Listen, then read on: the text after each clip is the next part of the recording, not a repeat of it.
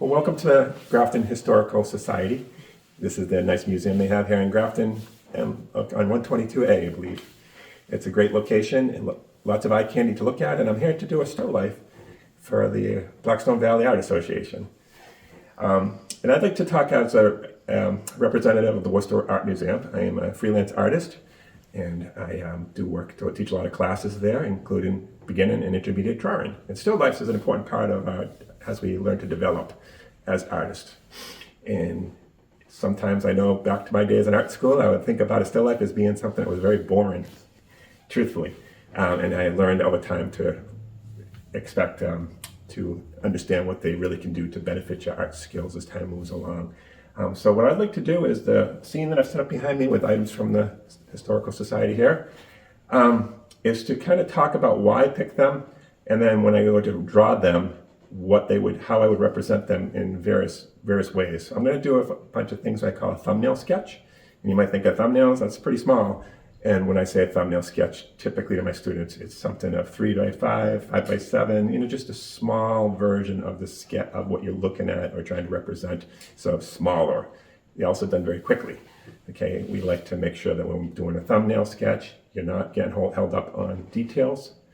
This is something that we like to just get down visual representation of what the object's going to be in the future, so you can make quick adjustments and make decisions that'll help you down the path, as opposed to locking in right away, saying I'm one and done, and then later on when you look at the piece of artwork, you say, what do I not like about it? You can cure a lot of these problems when you think about how you look at the thumbnails right from the get-go. So my hope here is I'll take my little sketchbook, my easel with my piece of paper, and do 3 or 4, maybe more, of the objects behind me, and I probably will get up and also relocate them as I'm trying to think about the composition of a final piece of artwork. So what I have represented behind me too is some various objects from around the art museum, this historical society here. Yeah, that's fine. And each one might represent something visually of interest, whether you have ceramic, leather, glass, metal, yarn or a fabric, and even a piece of wood that's in there with that little toy choo-choo train. Each, again, going back to the discussion about a still life, each piece could offer some opportunities to practice a skill set. Drawing glass is very different than drawing cloth. Drawing cloth is very different than drawing wood. So you learn as time goes by through doing these repetitive skill sets of doing a still life, what you could take from them. So being this a time-sensitive morning for me to draw, I don't think I'd be able to do a finished drawing right here today in this society, although I did bring some paint. But I think my hope is that when I go back to my studio, I'll have enough here represented that I'll go home and I'll have a good grasp of what's going to make a nice painting if I take it to the next step. So with that said, I think I'm ready to get going. I have a big piece of paper here, and I thought I could kind of showcase a bunch of those thumbnails we talked about on one piece of paper. That way we're not flipping through pieces of paper, and you can kind of see visually what adjustments I might make. So with that said, I'm looking at my scene behind me. It's set up on a table with a tablecloth. We have overhead lights here. I don't have a lot of window lights coming in throwing any strong shadows. So the lighting of this is probably just going to be consistent with what you would have from interior lighting versus sunlight. So not a lot of shadows to speak of, but we will talk about shadows. And then in addition, I have a lot of eye candy, I've already called it, behind me. In fact, the museum is full of things that you come on and take a look at. But I want to focus on what's in front of me. And if I just start drawing dead center in the middle of the paper, very quickly I can get lost. So as I mentioned, I keep talking about this thumbnail discussion. I would like to think about how to frame that artwork. So my first order of business is to represent what eventually might be my canvas. So my little sketch here, and you're going to see as I'm drawing here, initially, it's going to be very fast and loose and scratchy, and I like to say right away, just get something down. You do not want to be slow in this process. So I have, as mentioned, a piece of glassware, a bell, a leather boot, a jug, a ball of twine, and this wooden toy train here. So we have, six objects. I could very quickly start off and say, I'm going to draw each one individually and hope that I capture the scene in front of me. Or I can then think about them group each object into a bigger, more simplified shape. So what would that mean? Well, I can consider that I'm not going to draw the table, so to speak, but I might use the table as points of reference. So there is that line right there that might represent that backside of the table. Okay, so now I have, looking at what I'm seeing here, I'm thinking left to right and then the back. Behind it, I'm not worried about. But then when I go to the next level, I'm not thinking start with that jug, then draw the boot. I might think, well, collectively, what does that look like? So now I might start thinking about if I then encapsulate all of that information visually, top to bottom, in one giant object. So that, of course, doesn't look like what we're looking at here, but it's going to allow me to frame everything inside of that area. And I will continue to make adjustments as I go along. And of course, doing multiple thumbnails, I'll have a better understanding of it, and I'll make changes if needed. And I see the different spatial relationships as we move forward. I'm going to talk about that. The negative space that you see in between objects helps you draw them. So with that said, with that shape right there, let me start thinking about where that jug is in relationship to that space. Okay. I often work on a flat surface, so being up on an easel is always, of course, exciting, fun for me, but it's not something I do on a day-to-day basis. So, but I do challenge my students at Forest Art Museum, as a little bonus discussion, is to work outside your comfort zone for a lot of different reasons. Very often when we as artists, we work with our fingertips. We get very locked in on the pencil point and we think linear drawing strokes, meaning linear would be the point of the pencil.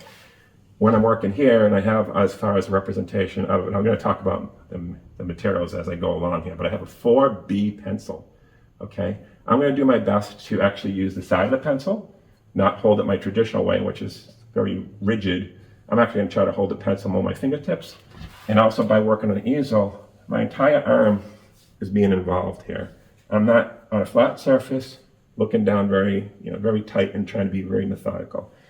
Everything is involved, my arm, my wrist, everything. And that's going to allow me to become looser. So if you ever feel yourself as an artist, that one thing that's a common occurrence is artists feel that they don't have looseness in their drawing.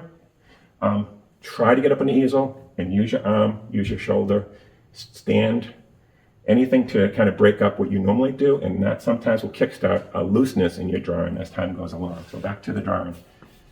So there we go, as a representation of that jug, we'll call it. And the back side, I'm going to talk about that, think about that shoe. Okay, and again, I'm not drawing the shoe, I'm just drawing, still at this point, I'm thinking about how to capture the right shape.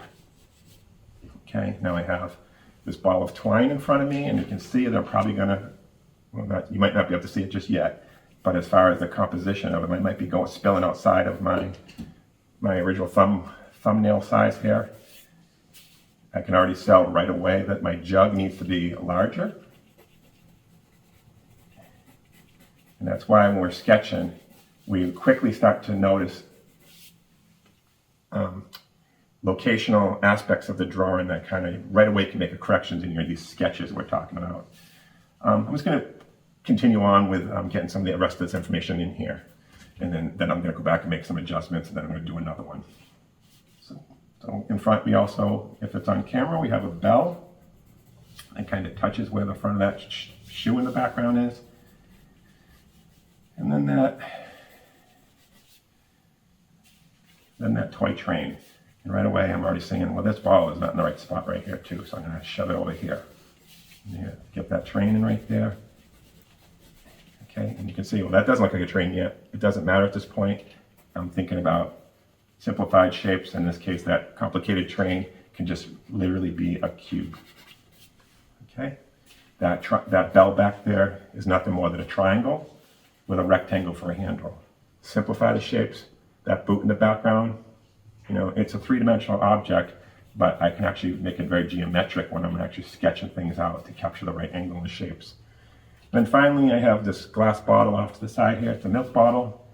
I'm going to think to myself, from the tip of the bottle, where would that line up? I'm not going to draw it randomly and hope. I'm going to think visually, where is it going to be lined up? Points of reference. So I think it's about right about the neck of the the big jug here, so that might give me an idea of where to put that glass bottle over here. And again, it might be a bottle, but really to me, it's just a rectangle. So you can see that I spilled in this thumbnail, I already spilled outside of my, my original thumbnail sketch, and that's good. Because if sometimes artists will get locked in on the idea is, especially doing portraits, you draw the oval for a portrait and say everything is going to go inside my original oval. Well, that's not the case. You're always going to adjust and change that oval because people's faces are different shapes. Well, it's going to be the same thing with this, the thumbnail. Just because I drew a rectangle that became my canvas that I'm going to draw in, doesn't mean I have to try to cram it all in there. I'm going to try to, if I spilt outside of it during this stage, that's perfectly fine. That's what I actually want to do. So let me refine this a little bit for a second. I'm going to stop talking, and then I'm going to do it again. And because I can already see right now that there's a lot of mistakes happening, but at least also I have something on my paper. It's a big mistake of artists to say, how do I start? How do I get going? I sometimes like to just say, don't think about it, just draw. Sounds silly, but sometimes it works. Get your hand moving. So let me go back to discussion about trying to capture that bulbous. That's what I caught my eye here. That jug in the background was something that I liked right away.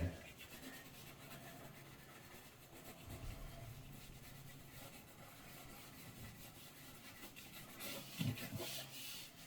That shoe. I did pick out that shoe because it has buckles on it. It didn't have it did not have shoelaces. Shoelaces can be more difficult to draw, so I kind of cheated. I went to an easier shoe. And I can see where my bell needs to be moved over. And my train here probably have to be shoved down. So to you at this point, it really is probably looking very messy and busy and not exciting to look at, and that's okay for me, because artwork during the creation process will always look kind of that way. It should look messy and undefined,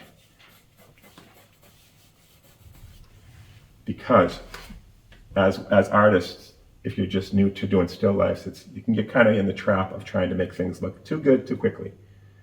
If you have the composition wrong and you spend half an hour drawing this ball of twine right here, and maybe that's a beautiful ball of twine, but it's in the wrong shape, other things in the drawing look wrong, as we have right now already. You could spend hours and hours making it look beautiful, but if everything else is wrong, then you really want to kind of revisit that. So make sure when you're doing scratching out a thumbnail like this, keep that in mind, that as time moves along, it's always good to make sure that you do these thumbnails. Don't worry about it being messy, because that took 5-10 minutes, and I'm going to do it again and again and again until I feel like I'm ready to go to the finished art. So let's try it again. Do another thumbnail here.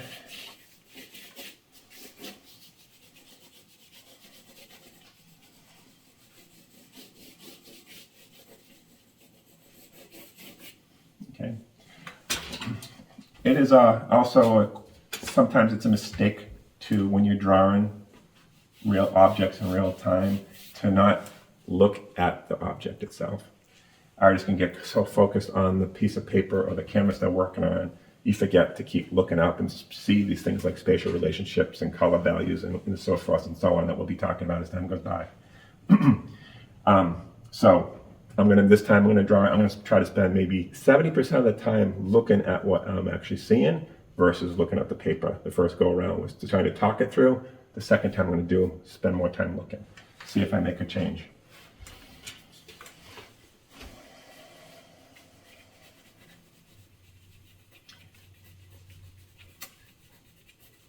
Really drawn to this jug over here for some reason, and that's partly because of it's one of the largest piece. Visually, it's the largest thing I'm looking at, and we often, as artists, want to think about an anchor point. Okay, and what does an anchor point mean?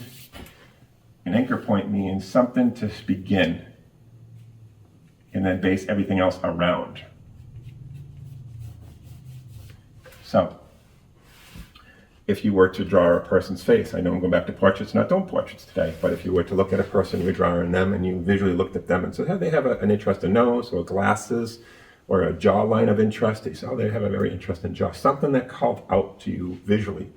If you start with your process and everything else revolves around that, it's a good way to get going. So in other words, my jug here is essentially my big nose. So I'm going to kind of base everything else around that. I'm not going to forget also that discussion about this entire thing should be visually inside one group. It's a combination of individual objects and then the silhouette of everything as well. That back and forth. And then eventually I'm going to do another thumbnail. I'm going to start talking about the negative space in between the objects that kind of hopefully really finally tighten this up and make it look better. A negative space discussion is something that I talk a lot about in my art classes, and it can be an eye-opener for people when you're learning how to draw. I don't want to get ahead of myself, but right now everything I'm drawing should essentially be considered a positive. I'm putting graphite to paper with positive lines. What I'm not drawing is just as important as what you do draw. That's a negative. I'll talk about it in a minute. So let me go back to my jug here, which continues to be of interest to me.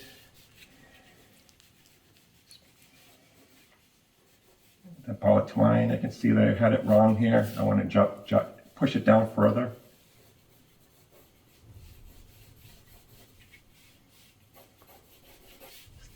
Still don't feel like I have the volume of this jug correctly just yet. I think it still has a lot of, for lack of a better term, a girth to it. Looks like it hold a lot of liquid. And I feel like I'm not capturing that just yet, so we'll see.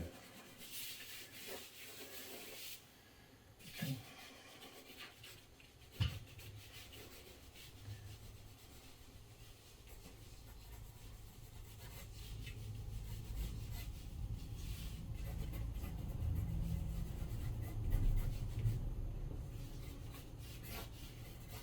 You also notice I'm not putting any detail into the shoe. Yes, there'll be a heel back there, there'll be a buckle, but right now I'm just trying to capture its silhouette and then think about the space around it, which I'm going to go back and continue to talk about in a second. So that's why it's very simplified at this point, and I hope that when you try this or try something in yourself, you keep it as simple as this as well. This is not about trying to draw details, as I keep saying. Don't go down that rabbit hole.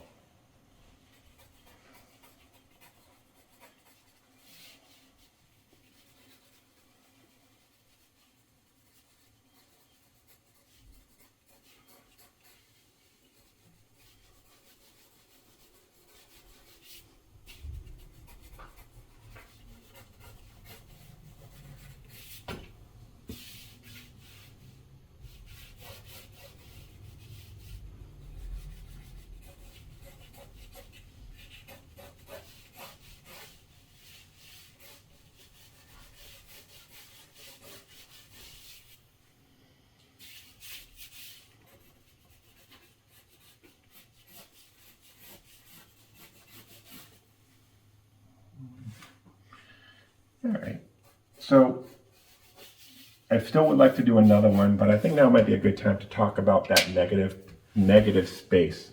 Maybe I can clock that out so you're not thinking about that quick first sketch right there. So just try to envision this as its own drawing right now. So the negative space, as I mentioned, is the space in between it. Right now it's represented in white, okay? Sometimes that it can be hard on a white canvas to have it not confuse things. So I have a medium right here called Pan Pastel, and I just brought it just because I knew that I'd like to talk about how you can visually see that negative space a little bit easier. On my palette knife, I have a little rubber tip here. You can get these relatively cheaply if you've ever wanted to try them here. And the Pan Pastel essentially is just a powdered pastel. It's porous. But what I'm going to use it here now is actually try to visually see that negative space that right now is getting lost on a white piece of paper. So I'm going to continue to draw now with a palette knife, and hopefully it's now going to allow me to start to see the space in between those objects and hopefully capture a better representation of what I have on the table in front of me as I learn again to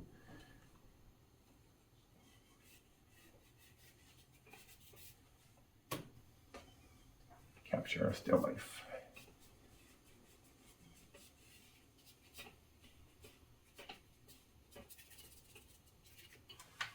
Uh-oh, we lost our tip.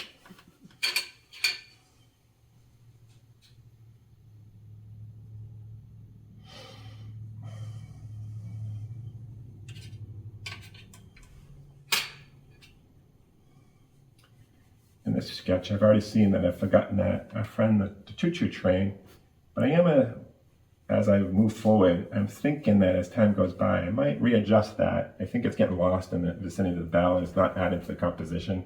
So I might either omit it or put it in a different location because I think right here is going to get busy. But let me just put it in there anyways.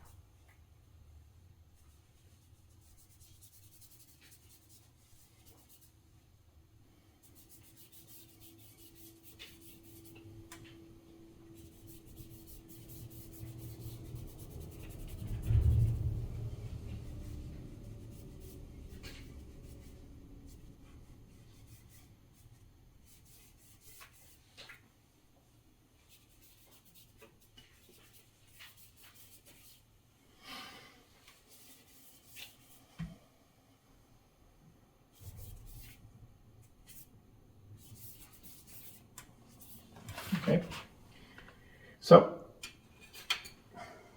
has this helped me a little bit? I think so. It's allowing me to still see that spatial relationship differences and how to make adjustments. I can see that my milk bottle needs to be adjusted further left, a little lower. I still don't love my jug here. It's the star of the drawing to me, and yet I'm not even close to being the right shape of it. But I am starting to see the spatial relationship, that negative space in between the objects is going to eventually bring it home. Now, I use pan pastel and a palette knife to do it quickly. You can just as easily use the side of your pencil. You could use on a gray tonal paper or a toned piece of paper and use a colored pencil. Anything to fill in that space during the sketch process to see the negative space. Because I do think a white piece of paper can be very, it's almost daunting to try to say I'm going to capture this entire image, these light colors and some of the dark colors, and think about the negative space and try to capture it. So I now have a eraser, so I'm not going to completely do a full drawing, but I can just see as I adjust time how I can kind of shove that bottle over more this way. Erase out some of that pen pastel.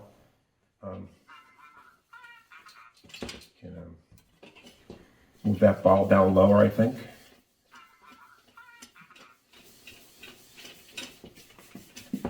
And I think that, again, that bottle, the jug, it's killing me. I want to get this right now. I'm on a mission to get that jug right. It's my...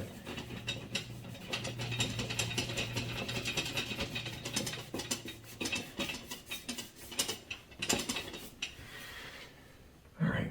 So what started off as a thumbnail small, this time, of course, we get a little bit larger just so you can see it, and I did drift into that area. I'm going to use a new piece of paper next time, but I think it's important, again, to make sure that you're willing to jump into a drawing and, get something going so you learn what's not working just as much as what is working. Before I start, I also want to say I typically wear glasses. To see details on this scene right here, I should be wearing my glasses. But I'm actually, when I'm drawing, I actually take my glasses off. This is forcing me to see it blurry and actually not see for the details that I might be inclined to want to draw. So it's a nice little side trick I've learned over time to, when I'm drawing things, to keep the simplification process happening, is to not actually wear my glasses and get hung up on the details. And then later on, of course, I will put them on. Just thought that was an interesting side point. All right, let's do it again. See what we can do the next time. I have some different pencils. I mentioned the different materials I brought today. I have different graphite pencils I have available of different graphite values. These are B's, and B stands for bold. Bold being a softer graphite, which allows it to be darker. Of course, the H's are for hard, and hard is a hotter, lighter. If you are doing a still life yourself and you are using a light pencil, sometimes again, it's hard sometimes to capture the values and the lights and the darks in your sketches if you're using a light pencil. So if you're inclined, you don't have to, of course, lean into trying to use these woodless graphite pencils, because they're a little bit cleaner, a little bit easier. My hands aren't really that dirty than using charcoal. A lot of artists like to use charcoal, but I like that these graphite pencils allow me to get down some malleable graphite and still have it dark enough that I feel like I can actually capture a scene. So I mentioned that this train here is kind of a bugaboo to me. I just felt it was too small, getting lost in the neck of that bell. Until maybe later on when I get into fine detail, I could really capture it, but for right now, it really wasn't helping me with my composition. So I'm not sure if I want to get rid of it or if I want to relocate it. I also think that this bell right here, I'm sorry, this jug, a little bit far away. In a still life, you often want to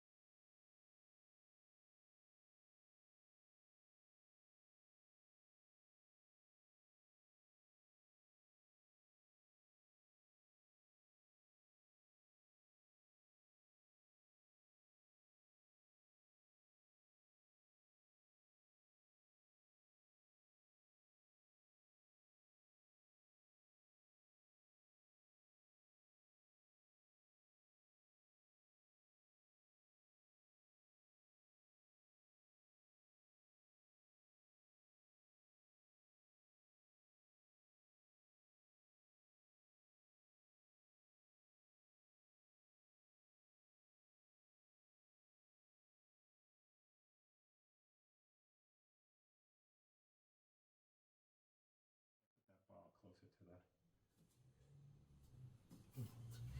Don't be afraid to play with your still life and figure out what you like to draw. All right, back to it. Nothing's going to change now. Just because I'm on my third thumbnails, I'm still going to be moving fast.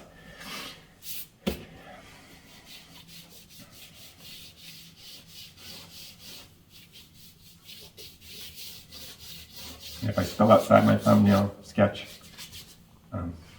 no worries. All right.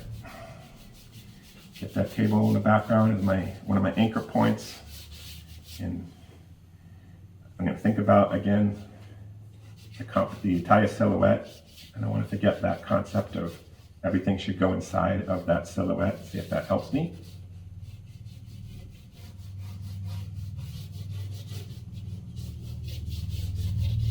And I don't know if that, again, makes sense to you. When I say a silhouette, the jug is right here, the shoe is in there, the bell is right here, the bottle is going to be here, that ball is right here, all encompassed in this one particular area. Look at it as its entirety rather than in its individual objects. Hopefully that's going to help me as I plow forward. So let's start off with the ball this time. Maybe that'll help me if I skip drawing the big jug and do my ball right in the front.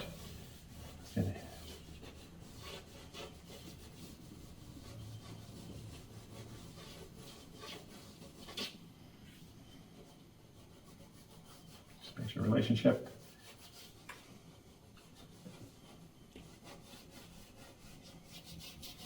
I'm gonna, again, because it's been bugging me about the volume I'm not capturing in this jug, I'm gonna think about it again, that particular object, instead of trying to immediately capture the shape of the jug, I'm gonna think about it as more of a cube or a rectangle at first and see if I'll have a better success than changing that into the shape that I think it is, as opposed to trying to make it right from the beginning. So again, simplified shapes will really help you. In fact, at the top, if you break it down even more, that's actually a rectangle shape. I'm sorry, a triangle. So a square and then a triangle. It's going to help me capture that shape, which I think this time might be a little bit better. Okay.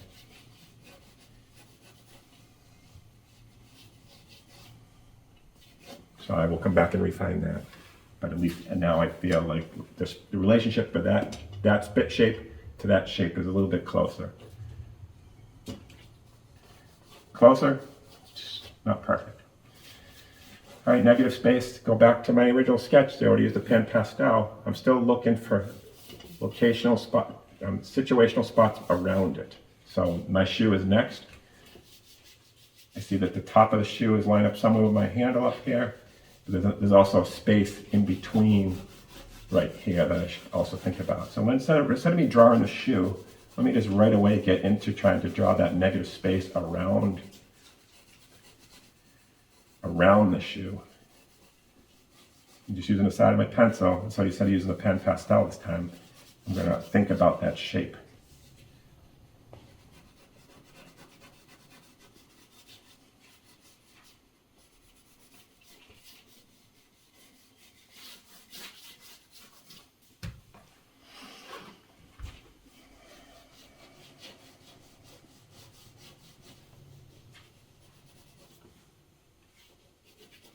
So if you can see it on camera, from the edge of this ball to the edge of that bell itself, that's what I'm thinking. I'm not looking even at the bell. I'm not just trying to draw the bell and hope. I'm actually just looking at this space right here now. You're looking for the geometric patterns and visuals around it. It's important for you to capture the overall dimension and shape of what you're looking at.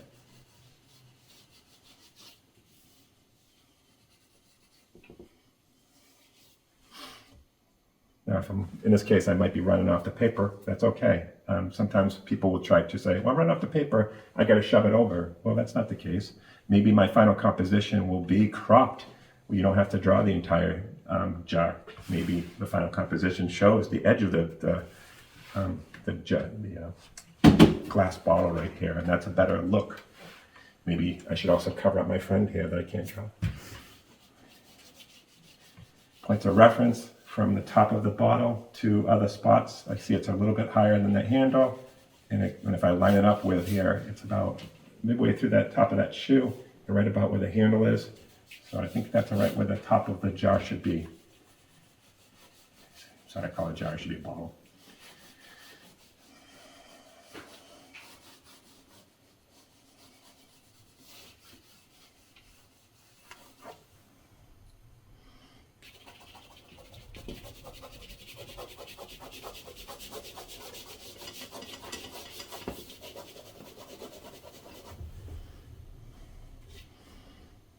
So now I see my relationship here from the bottom of the bottle. It should be very close to that ball, and look what I have here. I'm not even close. Look at that spatial distance. I'm not even close to where I should be. So what went wrong? I believe that my first object I drew here, my ball, should be further down. When you're working, you should constantly just be readjusting and not committing to anything. Okay? It's all about observing and trying to figure out the bigger picture versus the small details that aren't important just yet. That'll come down the road when you spend the time when you have this right. But for the time being,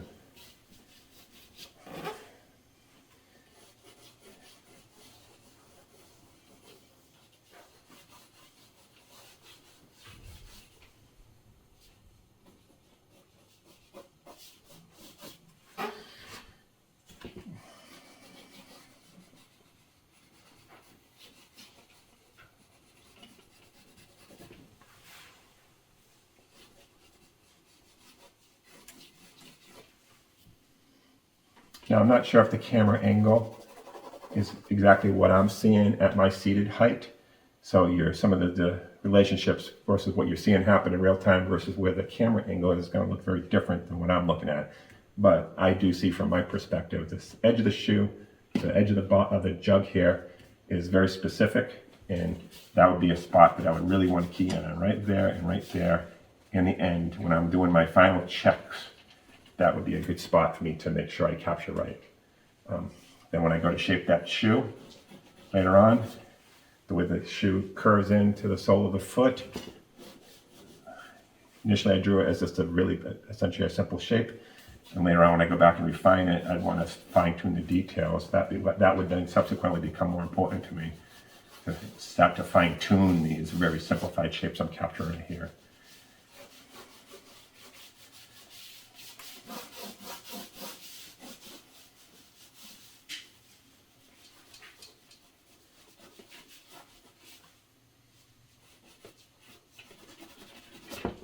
The shape of the handle right there, what I'm seeing. Again, another spot right there that actually helped me fine tune the look of things. So you can see as I'm starting to introduce some of the darker colors, of course the pan pastel was nice and dark, but right here I'm trying to use the side of my pencil and bear in it. Again, it's a number 9, so it's almost as dark as potentially charcoal would be. But starting to darken things up so I can see if I have them right before I get closer to saying, I'm going to do my final art. So of course I'm extending the discussion today because I'm trying to just verbalize what I would do naturally. But I hope is that as you as an artist continue to work and draw elements like this, it would become a muscle memory to you. We would just roll right into the process. I do tell my students often to have a process going into a drawing. It's so easy to look at a piece of paper and say, where do I start? What do I do? As I mentioned before, just draw. Well, that doesn't mean just start scribbling. It means draw with a game plan. You saw me start my thumbnail. I created a border. I've spilt outside my border. I've gone through the process, which I'm trying to visually make reference points. This is my process. You can have your own process that would work for you, but make sure you have one. And if you need to type it out and stick it in your drawing board and say, okay, I want to do it, but don't forget, this is what I need to do. If you kind of have that muscle memory built into you, the way you represent art, and don't be afraid to tweak it over times too. It's constantly should be reinventing itself, and as you advance your skills, but having a game plan will certainly help you. So give that a try if that's something you've never thought about doing before. Just like if you're playing a sport, you have a game plan. Well, artists can have a game plan too. Why not? All right. So I think my bottle, my jug, I keep calling it a bottle, looks a little bit better. Of course, it's not a finished drawing, but proportionally from here, the ball of twine here still needs to be a little bit lower, a little bit better. But because I have something on my canvas, it's allowing me to see those spatial relationships. I'm not doing super finite drawings and hoping. Okay, and another thing too, you haven't seen me use my eraser, except for when I use the pen pastel to kind of pull out some of the spaces to adjust something over. Sometimes artists are afraid to make a big mess, fearing that it's not going to look good. This could eventually be turned into a very clean, nice looking drawing. It would take some time, and of course an eraser would have to become involved. But as I build up the tonal values of this jug, the twine in this ball, that dark leather shoe, that dark metal on that bell, and of course the reflective glass elements that we would be interested in, I could really start to capture the detail. But right now, again, you see a lot of scribbling, and sometimes, again, as I'm saying, people are afraid to do that. Well, give it a try. Try to be a scribble artist. It actually becomes almost cathartic, allows you to really start to focus on the big picture versus those small details. All right, so right now, just for fun of it, I'm actually add a little bit of the color values I'm seeing. The dark shoe, this bell being somewhat dark. This ball of twine is a middle tone value, I would think. And we talk about values, and if you don't know values, something you should practice as well. I just think about a values right here. Starting off light, and I go a middle tone value, then I have a dark value. for dark, middle, light. If you have 1, 2, 3 of these values in your drawing, you will have success. 100% guaranteed. If you have everything in here as a middle tone, or everything light or everything dark, your eye gets sleepy. You want to have visually interest in things as you look around a piece of artwork or look at something, or look at your artwork. So when I picked out these objects, I saw it has some different values. The glass is light, the table's white. The ball of twine and the big jug, middle tone. Shoe and the bell, dark. So that's going to be something right here. Let's go back in and kind of darken those up and see what that does to see visually, is that going to be of assistance. Okay. I did bring in a blending stick here too. So if you don't have a blending stick, in your bag of tricks, these are rolled papers. You can buy them in all different sizes and they last forever. They come in, I've had this one for years. And I have many other ones too. But now when I think about those middle tone values, instead of using the side of my pencil, I'm just gonna come back in and some of that graphite I put down, I'm gonna slowly but surely just work in my middle tone value to see if that helps me capture my 1, 2, 3.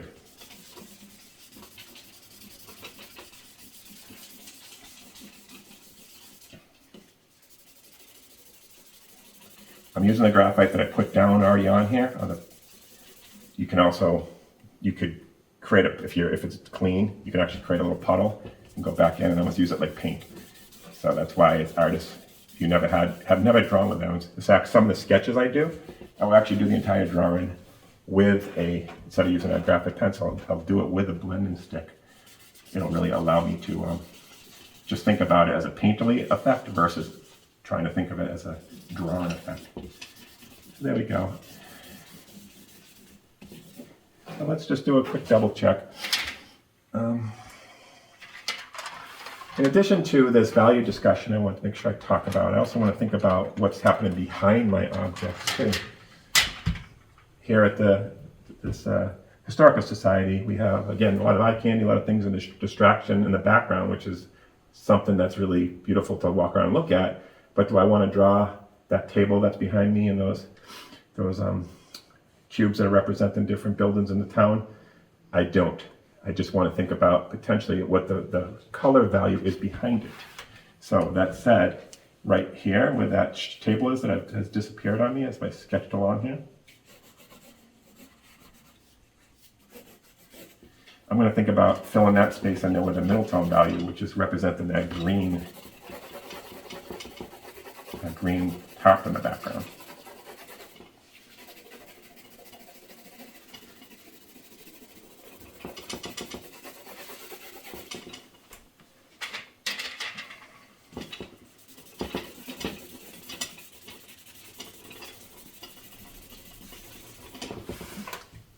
The reason I talked about that is because so often you're thinking about the drawing itself you're working on.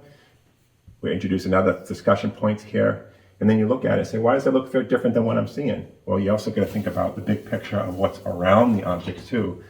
Those colors and those values affect what you're seeing in front of you.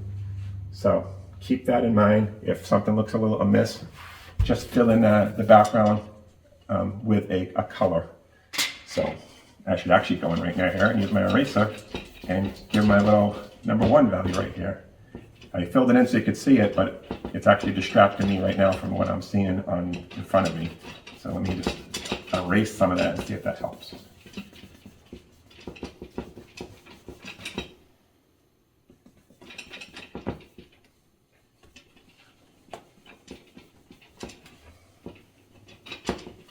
All right. So still it's very messy. Let's take a quick review. Where I started and where I've gone, and maybe I'm getting closer to saying I feel ready to do a final piece of artwork. So my first thumbnail sketch here, it's very small, very geometric, just got me going. Recognizing that my arm is involved, and now it just establishes that I'm drawing. If it took 5 minutes, that's a long time. I should maybe even try to do them faster. The second one was a discussion about the skin, about the negative space, and I used that pan pastel. Of course, you can use anything. It doesn't, we're certainly not going to make the table, which is white, dark, but it's a good way to visualize what you're seeing, spatial distances and relationships, by actually showcasing it. I know that if that took 10 minutes, that's worth the time.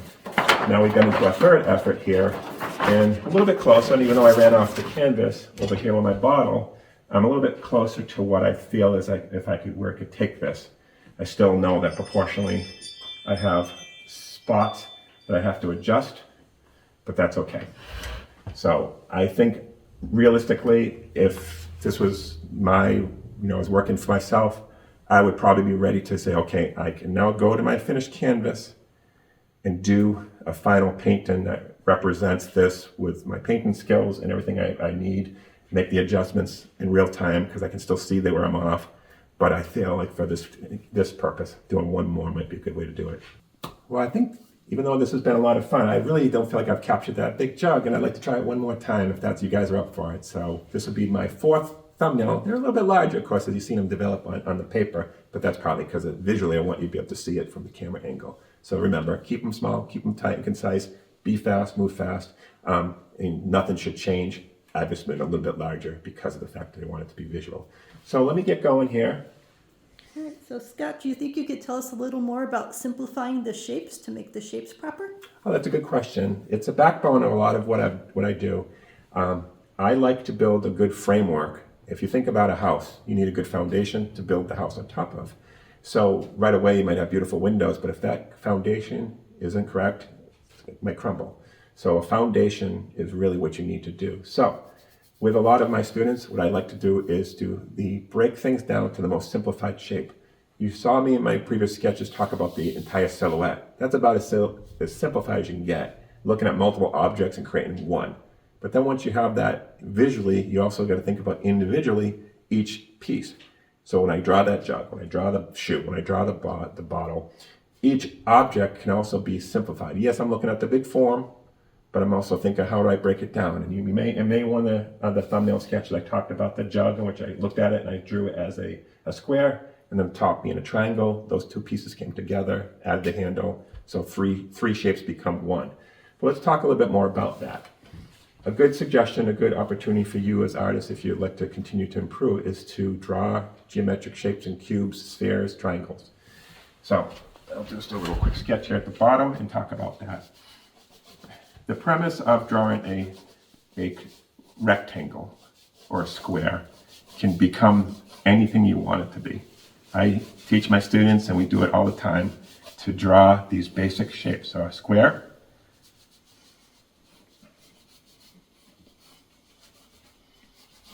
a rectangle,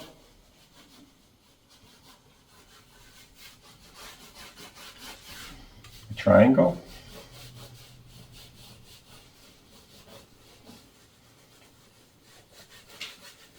and a sphere or a ball. Each one of these shapes can be then broken down and represented in our drawing we're seeing here. If you do not own a piece of wood or a triangle or a tennis ball or a baseball, go out and grab them and practice drawing them. And not only thinking about them, the way I've drawn them here, then think about how I can then change views, in which I rotate that in a different view. Draw our squares in multiple, or rectangles in multiple directions. Think about it, rotate in space, and how would I draw that? So when I'm looking at this jug right here, let's go revisit that before I do another sketch. I'll flip papers in a second. I would actually think of that jug again, initially as the bottom of it as a kind of an overextended square. I would then think about its volume. Yes, it's obviously holds liquids. It's actually bulbous. So how would I think about how to draw that? In my head, I'm actually turning this into a cube. Okay. So now I have some, even though again, this is going to be, you're not going to draw that right there, but in my head I am, because later on when I go to put my contour lines in there and actually make this with a front and a side, and I think about a light source and so forth and so on, I'm still thinking this as a geometric shape. So the beginning of what you'd like to build, again, that framework of the foundation of any good drawing should be that. So let me go back to the same thing at the top, and I break the top into a triangle. So it's the combination of a square and a triangle getting closer to becoming one. Now at the top, you can see it's like where the liquid come out. I might think of that as another square. Again, I know it's not a square, but if I initially draw it as a cube or a rectangle, it's going to help me later on capture the right shape of it. And then that handle, that's a little bit of a shape all to itself, but going back to the discussion of negative space, I'm just looking at that space right there. So that's what I'm capturing. So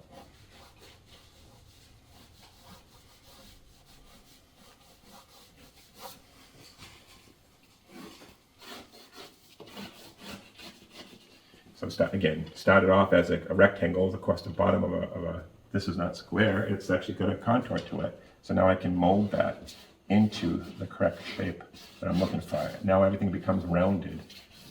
The side of it, where it meets the bottom, it's rounded.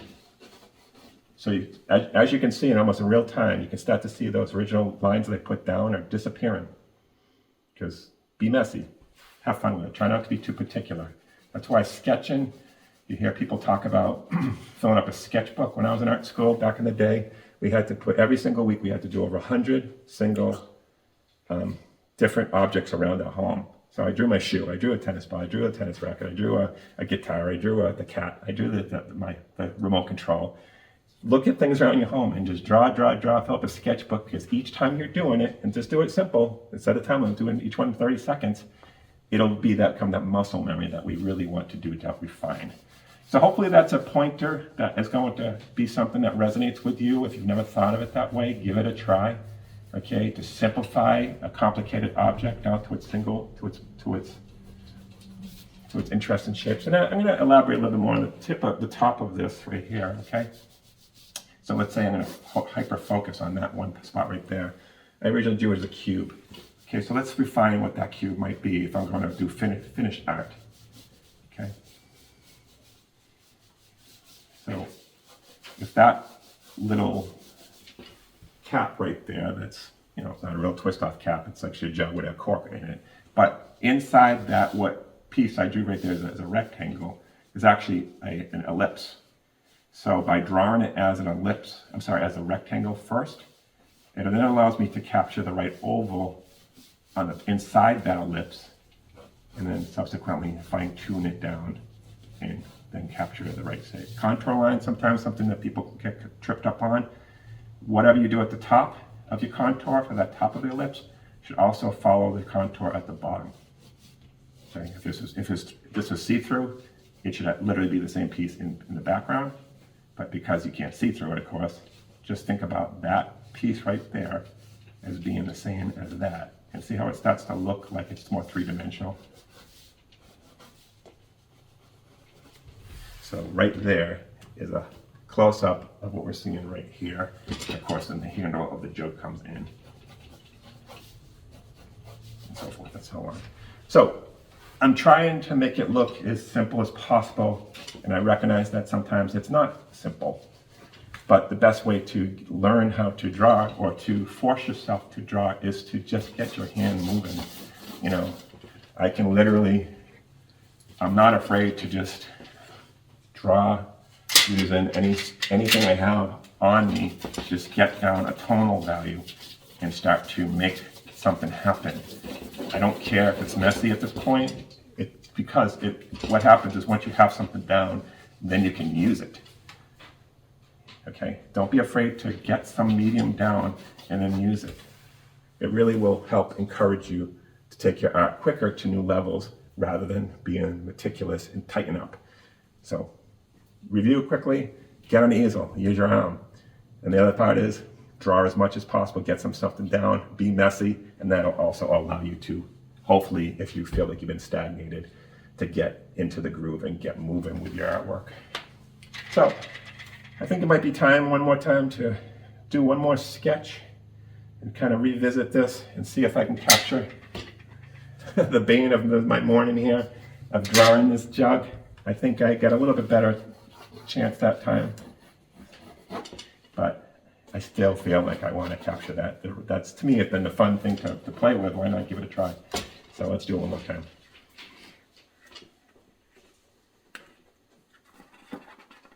All right. Making quite a collection of sketches here in the bottom, so make sure you do that yourself too. This is an extended version. Just don't be aware at, I think, an hour plus of drawing. But these thumbnail sketches I'm talking about too, one last word of advice before I jump into it is you can set a time box for yourself. My students have always been surprised at how quickly they feel, how fast they'll advance when I say, do this drawing in 3 minutes, do this drawing in 5 minutes. Because what it forces you to do is say, I started something, and I have a finish goal. And in that 3 minutes, or in that 5 minutes, or in that 30 seconds, or in that 7 minutes, whatever I'm asking them to do, they have a start and a stop, and they can't move past it. So they look at them and say, oh, in 6 minutes I accomplished this. That's pretty good. As opposed to working on it for 60 minutes and not being satisfied. So allowing yourself to say, I'm going to do 3 thumbnails. Maybe that's what the takeaway should be from this.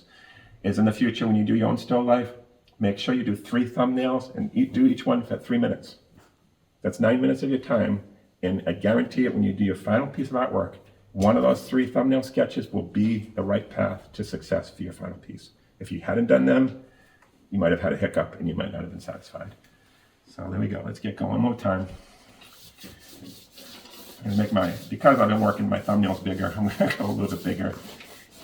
Just knowing I'm going to use the space. All right, let's go. Let's have fun. You know, I said that, let's have fun. Drawing should be fun. My table.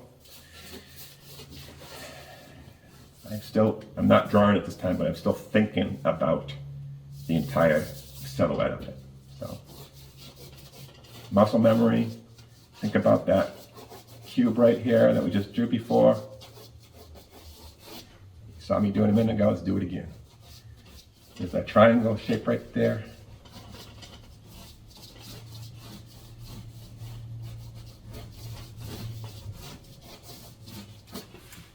All right, pausing for a second. I already feel like because of maybe doing it over and over again, go back to my first sketch where I was small, tighter, right away I was wrong. I feel like right away this has helped me get to the place I want to be. Yes, this doesn't look like that, but I can see where it's going to be. Big difference, and that's what you should look at your artwork too. You know quickly, spatial distances, you start to learn, that looks wrong. If it looks wrong, stop, fix it. Don't keep going forward and hope it's going to fix itself because only you can change it. And that is fun. I think it's fun to make those adjustments. Go back to my ball here. Look at that spatial distance right here. I think I've tripped up a little bit right there too as I made the ball a little too low. So let me look at that negative space one more time. My ball of twine. There we go. Okay. Again, I'm just building a framework. We'll put details soon enough, but framework. Okay. Speaking of framework, let's draw that shoe a little bit better this time.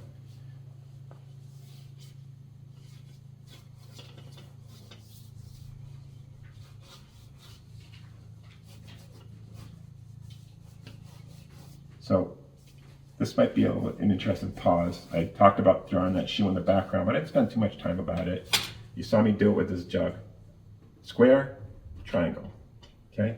So what is this? Look at that shoe in the background. If you can see it, I can look at it two different ways. I can look at the top, this part of the shoe as a rectangle. Let's do that. That's a rectangle. And I can look at the front of the shoe that comes out into the toe box as a separate rectangle. Okay. Okay, let's go back. Draw your cubes. 360-degree rotation. So now when you're faced with a new challenge of saying, how do I draw that particular toe box? I already know how to do it because I've been practicing by drawing my simple shapes. It really will help you. So there's trying to really oversimplify here, these simple shapes, to make sure I drive that point home. Okay? my bell here, can keep that as a triangle again. I think that might be a good way to think about it. Not try to draw the bell, try to draw as a triangle.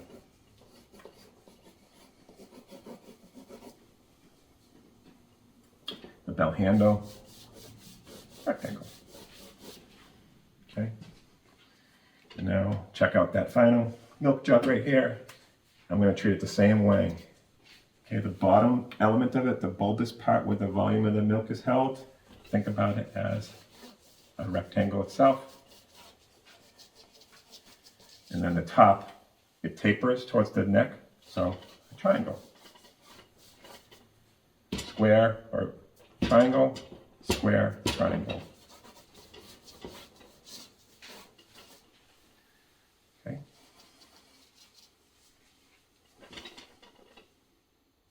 Trace your relationship from the tip of this bottle. Where does it go? Am I just going to hope it and draw? Oh, I'm really low. I got to move that up. Something's happening here. Or from my distance from here to here, and here should be up closer to here. So why is my bottle way down here?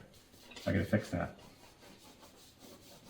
Constantly adjusting, constantly fixing, constantly looking. That's better.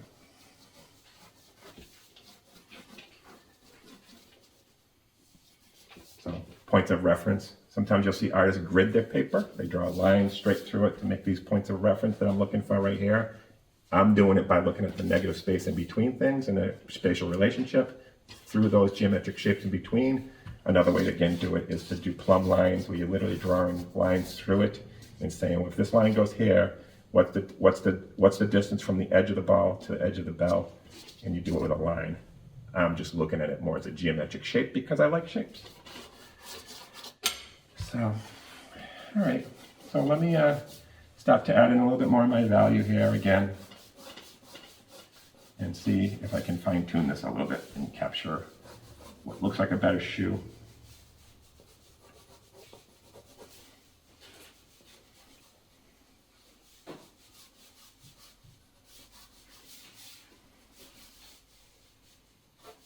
I have that toe box here that started off as a square, but it doesn't stay a square. I then rounded it. There's that arch. You can see I tightened up my grip, by the way, because as I came in, everything here was big and wide, flat, get stuff down. Now when I'm thinking about detail, I'm coming back in with a more of a refined grip, and trying to capture a little bit more of a detail, which is how I would normally draw. And if you draw only that way, hopefully this is a good way for you to get that entire arm in there, and that'll loosen you up too.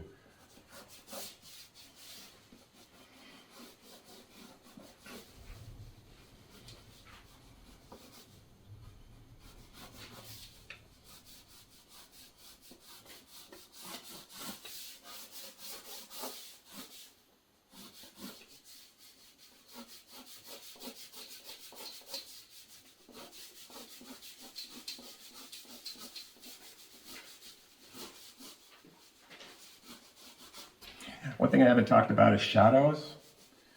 A good still life should have a lot of shadows. I talked about it because of the lighting conditions here, but in addition to the space in between here, I'm also thinking about a cast shadow, and with a shadow, that what light source is going, and then if the shadow falls on something else, and the light source. In my classes, I often talk about painting with light, so looking for the light, looking for the shadows, in a combination of what we're doing this morning, and then you combine that with bringing light into it is very helpful. But because today's light and source is just typical, very similar to what I have in my own studio, it's not super dominant, and I don't want to get involved with trying to make it a discussion about shadows because they're very faint. Here you can see them, but they're very faint. So in the finished art that come out of my still sketching, we'll just leave them. But if you have interest in learning about how to paint with shadows, a good thing to do is, I tell my students as well, is to be an observational artist. We think that the only time we're actually creating artwork is by sitting down at the paper or the canvas and pushing the medium of your choice. That's a good way to do it, but you can also be an observational artist when you walk down the street, you watch television, whatever you are, wherever you are, look around, see how light is affecting a cast shadow from a telephone pole, coming through a tree canopy, how it's dancing on the side of something, at different times of day, how that will be affecting your art. And when the more you start to see it, the more you then later on when you go to something, it becomes second nature to say, well, that's what I've seen before. Is it applying to my artwork today and subsequently? So even when you're not drawing, you're still creating. So do your best to look around you at all times and see what's happening with light and shadow, and you will be surprised at how there'll be that recall later on that you will remember.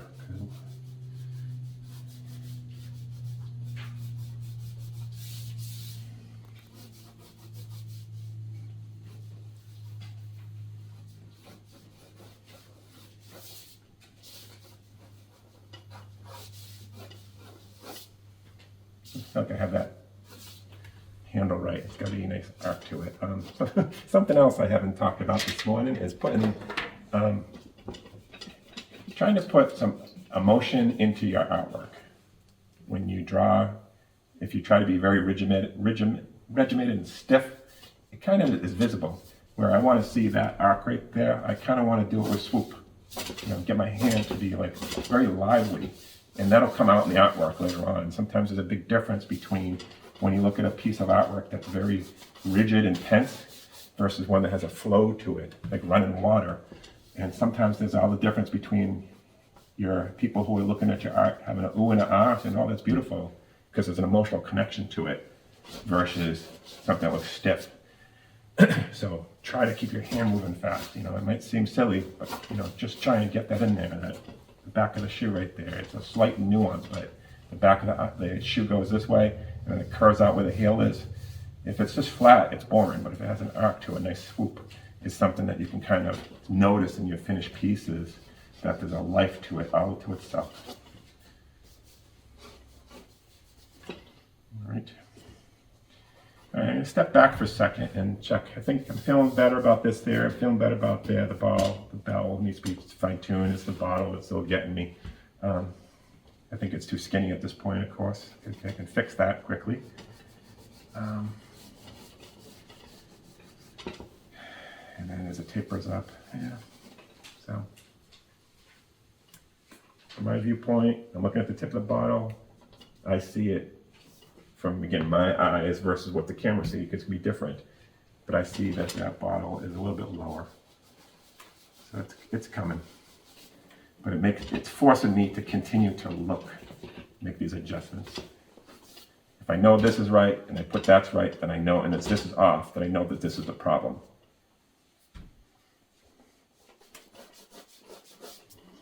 All right. Do you have any other questions, Lisa? I'm just mesmerized. I love watching you draw.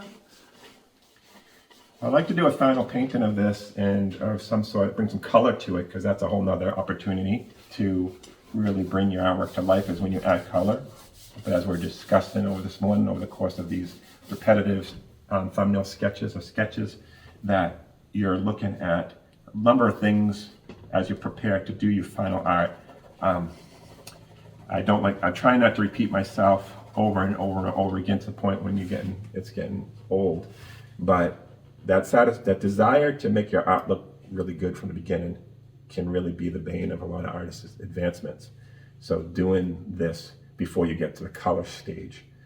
So knowing that, as I talked about, today is about trying to make sure I capture a good thumbnail, or a good sketch of this still life, and what we're going to need. As I proceed forward, I'm also mentioned about the values, of course. So I look back, that 1, 2, and 3 color values. I'm going to do that as we go along here. But also now I'm starting to make a mental note visually of what I'm looking at for the color tones in front of me. This jug here, my friend, it's a warm color to me, okay? It's a warm. I see the back of the shoe in the background, that brown tones, very warm, okay? The bell, it's like a brown, but it's also very warm. That red and the yellow spectrum are the warm colors. You're not going to get to cool colors until you get into blues and the violets, and maybe some greens can be sometimes kind of a cool color. So where am I seeing the cool color? I'm not really. So is that a misstep on me that I didn't bring it into the still life? Well, maybe. But I do see some reflective quality of this glass right here from that back shadow, right? I'm sorry, the back tarp in the background, that green. So that could be a combination of a little bit of a cool color maybe. The shadows could be a little bit of cool, depending on the light here. So you kind of want a balance of the different colors in. So as I'm proceeding forward this morning, not only thinking about the composition, I'm also thinking about colors. It's a whole huge discussion, by the way, but make sure you are looking at colors observationally as you move forward.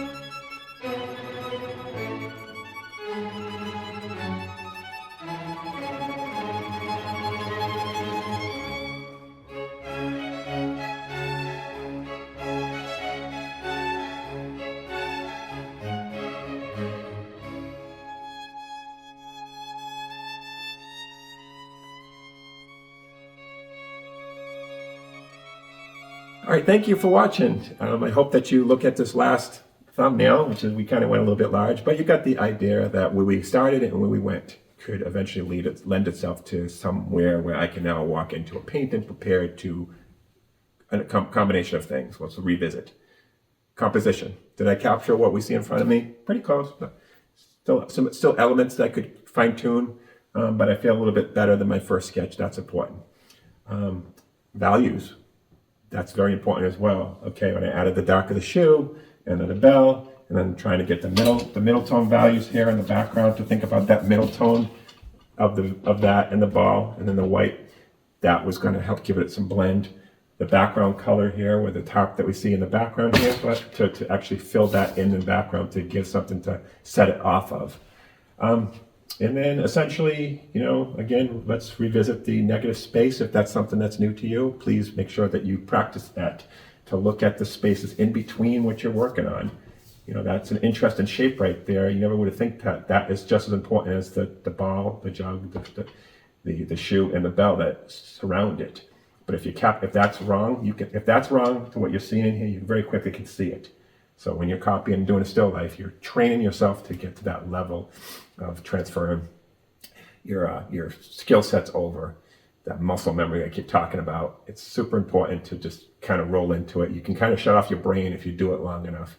And again, one last thing too is finding, when you're doing still life, something that is of interest to you. today was a great opportunity for me to come into a spot here in Grafton, Massachusetts, and learn about this historical society. I love the town. I love the area. If I was working at home, I might draw something that was of interest to me. Just get me encouraged. So I'd want to get at it. I'd want to have fun with it. Today was exciting for me to do it in a new location. So find your historical moments in your own location. It could be a stapler. It could be a glass bottle or a cup. It could be something that associated with a hobby, maybe your art supplies. Set it up in a combination of something that you're excited to draw, and that way you'll want to do it. So a good still life should actually get you excited by it because you set it up. It shouldn't be something that's boring, especially if it's florals. I tend to not draw flowers because I'm more of a grass person. So I think that as a callback to how I approach a still life and how I'd like you to. I think that if you follow along with the thumbnail discussion, keep it small. As a reminder, that time box effort, do 3, 5 minutes, 6 minute sketches, limit yourself, and feel good about when you walk away. So they did that in 3 minutes. That always will really leave you in a position where you feel comfortable and willing to plow forward. So I'm not sure about the time of which I did this one in at the end, but that said, it was fun to do. So I was happy to be here. So thank you for having me, Lisa. And with Grafton Historical Society here, it's been a pleasure to be here, and I look forward to coming back and looking more in all the different stuff that they have here, and I hope that you do too. You can find me at www.scottnelsonandson.com. I'm a full-time illustrator and cartoonist, and as mentioned, I work at the Worcester Art Museum teaching 4 classes right now. Just go online at the worcesterartmuseum.org, I believe it is, and check out the classes that myself and all the other great instructors there have. It's a great facility, whether you're in person in studio or online. So thanks for visiting.